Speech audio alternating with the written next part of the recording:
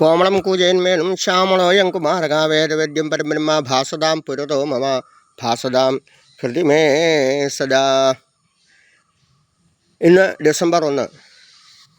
ഭഗവാൻ എവിടെയാണോ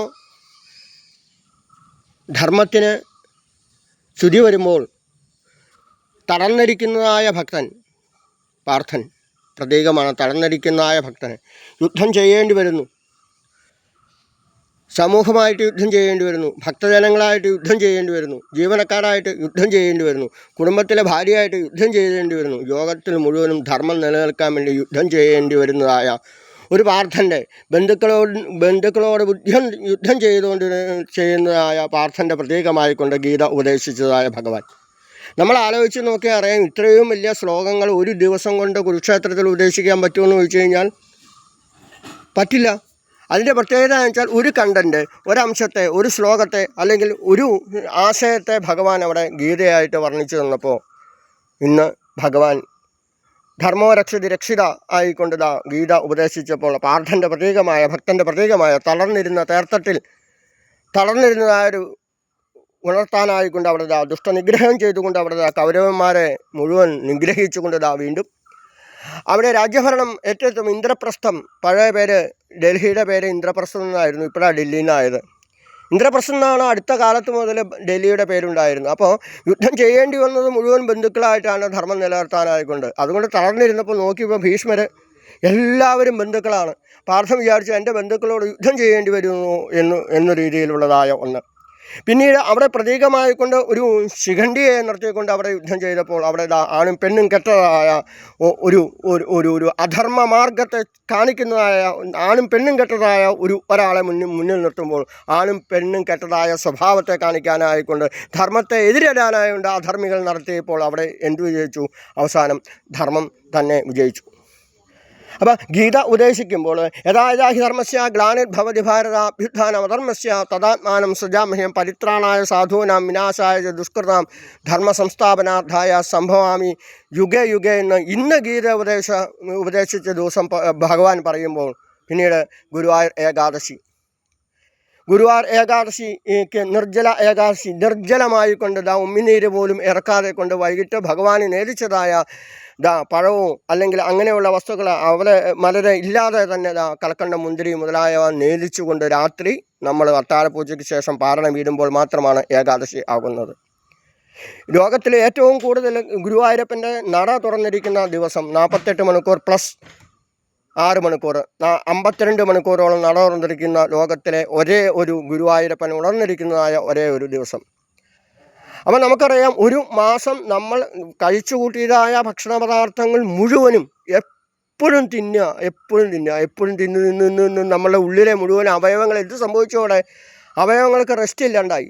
ഒരു നേരം ആഹാരം കഴിക്കുന്നവൻ യോഗി, 2 നേരം ആഹാരം കഴിക്കുന്നവൻ ഭോഗി, 3 നേരം ആഹാരം കഴിക്കുന്നവൻ രോഗി, 4 നേരം ആഹാരം കഴിക്കുന്നവൻ കുടുംബദ്രോഹി, 5 നേരം ആഹാരം കഴിക്കുന്നവൻ സ്റ്റേറ്റിൻ്റെ ദ്രോഹി, അതിൽ കൂടുതൽ തന്നെ രാജ്യദ്രോഹി, പിന്നെ ലോകദ്രോഹിയായിട്ട് മാറുമ്പോൾ നമ്മുടെ ശരീരത്തിൻ്റെ ഉള്ളിലെ അവയവങ്ങൾക്ക് എപ്പോഴും വർക്ക് ചെയ്തുകൊണ്ടിരിക്കുന്നതായ അവയവങ്ങൾക്ക് റെസ്റ്റ് കൊടുക്കാനാണ് വേറൊരർത്ഥത്തിൽ അത് ഏകാദശിയായിട്ട് നോക്കുന്നത്. അപ്പോൾ അങ്ങനെ ഏകാദശിയായിട്ട് നോക്കുമ്പോൾ അതിന് മന്ത്രത്തിൻ്റെ പരിവേഷം കൂടെ കിട്ടിയാൽ എന്താ ഗുണം?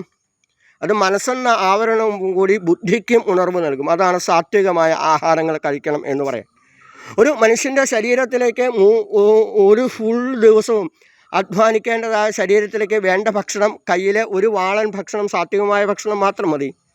ബാക്കി കഴിച്ചു കൂട്ടുന്നത് മുഴുവനും ഷുഗറായിട്ടും കൊളസ്ട്രോളായിട്ടും കൊഴുപ്പായിട്ടും ശരീരത്തിൽ അടിഞ്ഞുകൂടുമ്പോൾ ഒരു നല്ലോണം അധ്വാനിക്കുന്ന 3 പേര് അധ്വാനിക്കുന്ന, ഞാനും 3 പേരെ പോലെ ഒരു ദിവസം അധ്വാനിക്കുന്ന ആളാണ്. ഒരു വാളൻ 2 കൈ നിറച്ച ആഹാരം മാത്രം മതി 3 പേര് അധ്വാനിക്കുന്ന ശരീരം ഉണ്ടാവാൻ. അപ്പോൾ നടക്കേണ്ടത് നടക്കണം. എന്തിന് ഒരു കഴുത്തിൽ ഒന്നിനെയും പിടിച്ചുകൊണ്ട് കുളിക്കാതെ അരവരെ നാണം മറയ്ക്കാതെ ഒരു സാധനത്തിനെയും പിടിച്ചുകൊണ്ട് നാട്ടു മുഴുവൻ ആൾക്കാർ നടക്കും. നമ്മൾ ശാന്തിക്ക് വരുമ്പോൾ അത് ചാടും, ചിലപ്പോൾ നമ്മളെ കടിക്കാൻ പറ്റും. ദൈവാദിനം കൊണ്ട് കടിക്കാറില്ല. അല്ലാതെ ആ ഒരു സമയത്ത് രാവിലെ ഒന്ന് കുളിച്ച് നല്ലോണം ഡ്രസ്സ് ചെയ്ത് നാണം മറഞ്ഞ ഡ്രസ്സ് കൊണ്ട് ക്ഷേത്രത്തിൽ വന്ന് 36ഓളം പ്രദർശനം വെച്ച് നമസ്കരിക്കുമ്പോൾ അത് മന്ത്രപൂരിതമായ ശരീരവും മന്ത്രപൂരിതമായ ബുദ്ധിയുമായി തീർന്നു എന്നർത്ഥം. അപ്പം നാട്ടിൽ ഇതിനെ കൊണ്ട് നടക്കുമ്പോൾ നമുക്ക് പേടിയാണ്, ഇത് ചാടി വരും. ഇത് ചങ്ങലയൊക്കെ ഇട്ട് ഈ നാണം പറയാത്ത എന്താ എൻ്റെ ബെർമൂഡ എന്നങ്ങളുടെ പേര് ഇപ്പോഴത്തെ പിള്ളേർ അത് ഇട്ടുകൊണ്ട് കുളിക്കാതെ നാട് മുഴുവൻ പ്രദക്ഷിണം വയ്ക്കുന്ന സമയത്ത് രാവിലെ ഫ്രഷായിട്ടൊന്ന് കുളിഞ്ഞ് ക്ഷേത്രത്തിൽ വന്ന് ഒന്നിനുമല്ലാതെ ക്ഷേത്രത്തിൽ വന്ന് 36 പ്രദക്ഷിണം വെച്ചൊന്ന് തൊഴുത് നമസ്കരിച്ച് നോക്കി. അവിടെ ശരീരവും ബുദ്ധിയും ഉണർന്നു. അങ്ങനെ ബോധസ്വരൂപമായ ഈശ്വരൻ തലപ്പുഞ്ച മഹാദേവൻ പാർവതി സമേതനായിട്ട് വരാൻ പോകുന്നതായ ഉത്സവകാലങ്ങൾ ജനുവരി മാസം നടക്കുന്നതായ ഉത്സവം, രോഹിണി, മകീരം, തിരുവാതിര 1, 2, 3 തീയതികൾ നടക്കുന്നതായ ഉത്സവം. അപ്പം ഉത്സവം എന്ന് പറഞ്ഞാൽ എന്താ അർത്ഥം? നിറഞ്ഞ് കവിഞ്ഞ് ഒഴുകുക എന്നർത്ഥം. നിറഞ്ഞ് കവിഞ്ഞ് ഒഴുകുക എന്നാണ് ഉത്സവത്തിൻ്റെ അർത്ഥം. എന്ത് നിറഞ്ഞു കഴിഞ്ഞു ഒഴുകണം? ചൈതന്യം നിറഞ്ഞു കഴിഞ്ഞു ഒഴുകണം. അതിനെന്താണ്? അതിന് ഒരു വർഷം കൊണ്ട് ജീവനക്കാരടക്കം നാട്ടുകാരടക്കം അല്ലെങ്കിൽ ഇവിടെ വരുന്ന ഏത് ക്ഷേത്രത്തിൽ വരുന്നവരടക്കം എന്തെങ്കിലും ചെറിയ ചെറിയ ചെറിയ ചെറിയ ശുദ്ധിദോഷങ്ങൾ വന്നിട്ടുണ്ടെങ്കിൽ, ചൈതന്യ ലോപങ്ങൾ വന്നിട്ടുണ്ടെങ്കിൽ ആ ചൈതന്യത്തെ വർദ്ധിപ്പിക്കാനായിട്ട് പഞ്ചാസ്യം മുഴുവൻ വരാഭകരം എന്ന ശ്ലോകമെതിരായ മാഷിൻ്റെ മകൻ അനിക്കുട്ടേറ്റം മലയത്താട്ടിൻ്റെ നേതൃത്വത്തിൽ ഉത്സവം നടക്കുമ്പോൾ നിറഞ്ഞ് കവിഞ്ഞ് ഒഴുകണം എന്നർത്ഥം. ഉത്സവം എന്ന് പറഞ്ഞാൽ അതാണ് അർത്ഥം. നിറഞ്ഞു കവിഞ്ഞ് ഒഴുകുക. എന്ത് നിറഞ്ഞു കവിഞ്ഞ് ഒഴുകണം? ചൈതന്യം നിറഞ്ഞു കവിഞ്ഞ് ഒഴുകണം, നാമജപം നിറഞ്ഞു കവിഞ്ഞ് ഒഴുകണം. അപ്പോൾ ഒരു വർഷത്തെ ശാന്തിക്കാരൻ്റെയോ മറ്റുള്ളവരുടെയോ പ്രാർത്ഥനകളുടെയോ അല്ലെങ്കിൽ എന്തെങ്കിലും നിർമാല്യങ്ങളുടെയോ എന്തെങ്കിലും ഒരു ചെറിയ കുറവ് വന്നിട്ടുണ്ടെങ്കിൽ അത് ശുദ്ധിയടക്കം ചെയ്ത് ചൈതന്യവത്തായിക്കൊണ്ട് നിറഞ്ഞ് കവിഞ്ഞ് ഒഴുകുന്നതായ ഉത്സവം. അതാണ് അകത്തെ ചടങ്ങുകൾക്ക് പ്രാധാന്യം നൽകുക എന്ന് പറയുന്നത്. പുറത്തെ ചടങ്ങുകൾക്കല്ല പ്രാധാന്യം നടക്കുന്നത്. പുറത്തെ ചടങ്ങുകൾ ചൈതന്യവർദ്ധകങ്ങളാണെങ്കിൽ നല്ലതാണ്. കൂത്ത്, തിരുവാതിര, പ്രഭാഷണം, തന്ത്രിയുടെ പ്രഭാഷണം, അതുപോലെയുള്ള നല്ല ഭജനകൾ, ഭഗവാനെ കീർത്തിച്ചുകൊണ്ടുള്ള ഭജനങ്ങൾ, നാമജപങ്ങൾ, വേദ മന്ത്രജപങ്ങൾ മണ്ഡപത്തിൽ ജപിക്കുന്ന ആണ് വേദജപം. അപ്പം ആ വേദജപം അടക്കം അകത്തും പുറത്തും ഒരുപോലെ ക്ഷേത്രത്തിന് ആചാരപ്രകാരമുള്ളതായ പരിപാടികൾ നടക്കുമ്പോൾ, അല്ലാതെയുള്ള തുള്ളലുകൾ എല്ലാ പരിപാടികളും ക്ഷേത്രത്തിന് ചൈതന്യത്തിന് ലോപം വരുത്തുന്നതെന്ന് ഓർമ്മിപ്പിച്ചുകൊണ്ട് ക്ഷേത്രത്തിന് പുറത്ത് നടക്കുന്ന ചടങ്ങുകളും ആഘോഷങ്ങളും എല്ലാം ബാല വെച്ചോളൂ. ഭഗവാന്റെ ചരിത്രങ്ങൾ ഡിജിറ്റൽ സംവിധാനത്തിലുള്ള ബാല വെച്ചോളൂ. ധാരാളം 3 ഡൈമെൻഷണൽ ബാല വെച്ചു മഹാദേവൻ്റെ ചരിത്രങ്ങൾ വർണ്ണിക്കുന്നതായ, ഹാലാഹലം വിഷം കഴിക്കുന്നതായ ചരിത്രങ്ങൾ വർണ്ണിക്കുന്നതായ ബാല വെച്ചോളൂ. അവിടെയും നമ്മൾ ഓർക്കുന്നത് പാർവതി സമേതനായ പരമേശ്വരനെയായ ഒറ്റ ചൈതന്യം ജഗത പിതൃവൻ്റെ പാർവതി പരമേശ്വരോ എന്നുള്ളതായ രീതിയിലുള്ള ഒറ്റ ചൈതന്യ ഏകവചനം പ്രയോഗിക്കുന്നതായ മഹാദേവൻ, ഏകവചനത്തോടുകൂടി തൊഴുന്നതായ മഹാദേവനെ തൊഴുതുള്ളൂ. അപ്പോൾ അകത്തുള്ള ചടങ്ങുകളും പുറത്തുള്ള ചടങ്ങുകളും ഭക്തി നിർഭരമായ ചടങ്ങുകളായിട്ട് തീരട്ടെ എന്ന് പ്രാർത്ഥിച്ചുകൊണ്ട് നാടകം വെച്ചോളൂ. ഭീഷ്മർ നാടകം വെച്ചോളൂ, മഹാദേവൻ നാടകം വെച്ചോളൂ, കൃഷ്ണൻ നാടകം വെച്ചോളൂ. എന്താ കുഴപ്പം? ആ ചരിത്രങ്ങൾ, ആ ഭഗവാൻ ലീലയാടിയ ചരിത്രങ്ങൾ നമ്മളിലേക്ക് ഇറങ്ങി വരുമ്പോൾ നമ്മളുടെ മനസ്സെന്ന് ആവരണം വാഴി ബുദ്ധി ഉണർന്ന് ഭഗവാനിലേക്ക് നമ്മൾ പരിപൂർണമായി അർപ്പിക്കാൻ സാധിക്കുമ്പോൾ ഇന്ന് ഭഗവാൻ ഗീത ഉപദേശം എവിടെയൊക്കെ അധർമ്മികളുണ്ടോ ആ അധർമ്മികളെ മുഴുവൻ നശിപ്പിച്ചുകൊണ്ട് ധർമ്മത്തെ നിലനിർത്താനായിട്ടുള്ള ഏത് രാഷ്ട്രീയ പാർട്ടിയാണെങ്കിലും, എനിക്കൊരു രാഷ്ട്രീയവുമില്ല, ഏത് രാഷ്ട്രീയ പാർട്ടിയിൽ മത്സരിക്കുന്നവരാണെങ്കിലും ധർമ്മത്തെ നിലനിർത്തുന്നവർ ജയിക്കട്ടെ എന്ന് പ്രാർത്ഥിച്ചുകൊണ്ട് ജയം അവസാനം ചിലപ്പോൾ തോന്നും പല പ്രാവശ്യം തോറ്റുപോയി, ഈ പ്രാവശ്യം ജയിക്കുമെന്ന് ചിലർക്ക് സംശയമൊന്നുമില്ല. ഈ പ്രാവശ്യം ഭഗവാൻ ജയിപ്പിക്കും. കാരണം ധർമ്മം ആദ്യം തോറ്റോ എന്ന രീതിയിൽ ഭഗവാൻ പരിപൂർണമായി പരീക്ഷിച്ചതിന് ശേഷം മാത്രമേ ഭഗവാൻ അനുഗ്രഹിക്കുള്ളൂ. അങ്ങനെ പല പ്രാവശ്യം തോറ്റുപോയി വിചാരിച്ച് പിന്മാറണ്ട. ഭഗവാൻ അവസാനം വിജയം നൽകുന്ന ഇന്നത്തെ ദിവസത്തിൻ്റെ ഏറ്റവും വലിയ പ്രത്യേകത ഇത് തന്നെയാണ്, ഗീത ഉപദേശ ദിവസം.